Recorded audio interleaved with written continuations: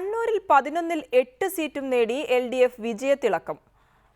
കൂത്തുപറമ്പ് തിരിച്ചുപിടിച്ച ഇടതുമുന്നണി കണ്ണൂർ മണ്ഡലത്തിൽ ചരിത്രത്തിൽ ആദ്യമായി ചെങ്കൊടി നാട്ടി. എന്നാൽ അഴീക്കോട് തിരിച്ചുപിടിക്കാൻ ഇറങ്ങിയ മുന്നണി അടിയൊഴുക്കിൽപ്പെട്ട് വീണു. ചുവന്ന മണ്ണിൽ ചുവപ്പിന്റെ നിറവും തിളക്കവും വർദ്ധിപ്പിക്കുന്നതായിരുന്നു കണ്ണൂരിലെ നിയമസഭാ ഫലം.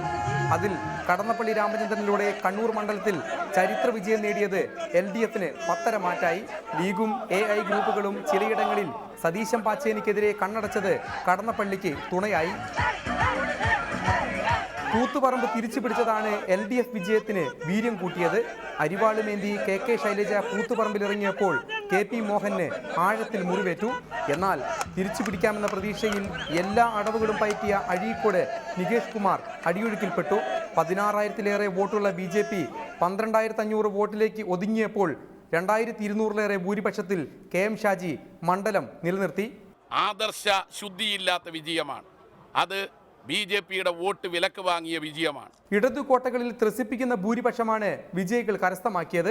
മട്ടന്നൂരിൽ EP ജയരാജനും കല്യാശ്ശേരിയിൽ TV രാജേഷും പയ്യന്നൂരിൽ C കൃഷ്ണനും തളിപ്പറമ്പിൽ ജെയിംസ് മാത്യുവും ഭൂരിപക്ഷം 40,000 കടത്തി. പിണറായിയിലൂടെ ധർമ്മടത്തും AN ഷംസീറിലൂടെ തലശ്ശേരിയിലും ഭൂരിപക്ഷം ഉയർന്നു. കണ്ണൂരിൽ നിന്ന് തലശ്ശേരിയിൽ പോയി മത്സരിച്ച് തോറ്റ AP അബ്ദുള്ളക്കുട്ടിക്ക് സഖാക്കൾ റീത്ത് വെച്ചു.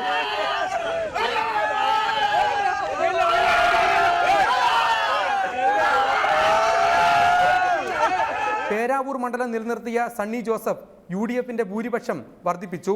എന്നാൽ ഇരിക്കൂറിൽ KC ജോസഫിന്റെ ഭൂരിപക്ഷം കുറഞ്ഞു. അതേസമയം PK രാഗേഷ് അടക്കമുള്ള വിമതന്മാർക്ക് ഒരു ചലനവും സൃഷ്ടിക്കാൻ ജില്ലയിൽ കഴിഞ്ഞില്ല.